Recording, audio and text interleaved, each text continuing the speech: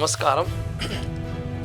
ముఖ్యంగా ఈరోజు మీ ముందుకు రావడానికి గల ప్రధాన కారణం డీలిమిటేషన్.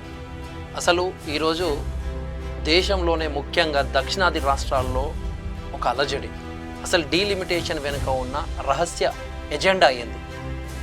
బీజేపీ ప్రభుత్వం, కేంద్ర ప్రభుత్వం కుట్ర ఏమన్నా ఉందా అని బాగా ఆరోపణలు ఉన్న విషయం అందరికీ తెలిసిందే. ఈరోజు జనాభా గణనతో పాటు కులగణన సేకరణను కేంద్రంలోని బీజేపీ ప్రభుత్వం ఉద్దేశపూర్వకంగానే లేట్ చేస్తుందనేది, నియోజకవర్గాల పునర్విభజన అంటే డీలిమిటేషన్ ఈ ప్రక్రియలో రహస్య ఎజెండాతో వ్యవహరిస్తుందనేది ముఖ్యంగా దక్షిణాది రాష్ట్ర నేతలు తీవ్ర ఆరోపణలు చేస్తున్న విషయం మనందరికీ తెలుసు. ఎందుకంటే ఈ ప్రక్రియ దక్షిణాది రాష్ట్రాలకు అన్యాయం చేసే విధంగా ఉండొచ్చని, దీనిని అడ్డుకోవాల్సిన అవసరం కూడా మనకెంతో ఉందని, మన భుజాలపై ఉందనేది తెలుపుతా ఉన్నాం.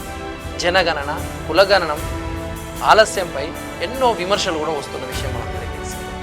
జనాభా గణనతో పాటు కులగణన సేకరణను కేంద్రము ఉద్దేశపూర్వకంగా ఆలస్యం చేస్తుందని మనకు అర్థమైపోతాం అందరికీ. ఈ జాప్యం సామాజిక న్యాయానికి అడ్డంకి.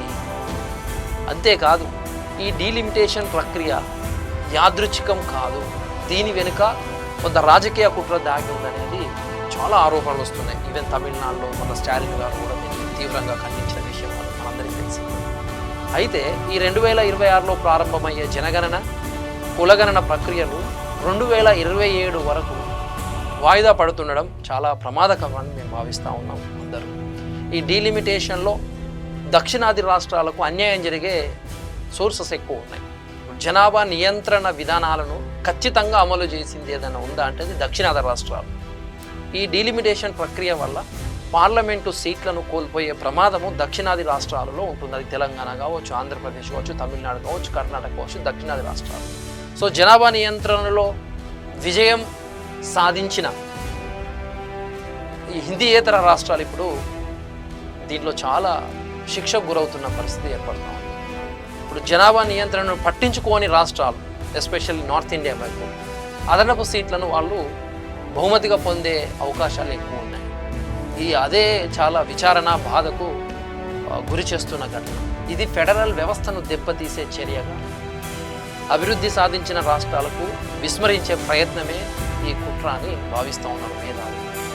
కేంద్ర రాజకీయ లబ్ధి కోసం కుట్ర జరుగుతుందా అనే ఒక ఆరోపణ కూడా ఉంది.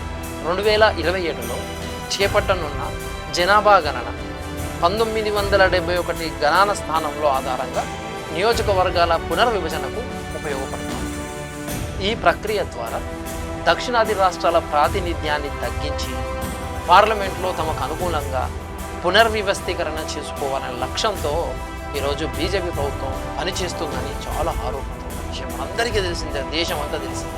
ఇది దక్షిణాది రాష్ట్రాలను పరంగా పెట్టే ఒక కుట్రలాగా భావించాల్సిన సందర్భం వస్తుంది. అందుకే దక్షిణాది రాష్ట్రాలకు హెచ్చరిస్తూ ఉన్నాను, మనం అప్రమత్తంగా ఉండాలి.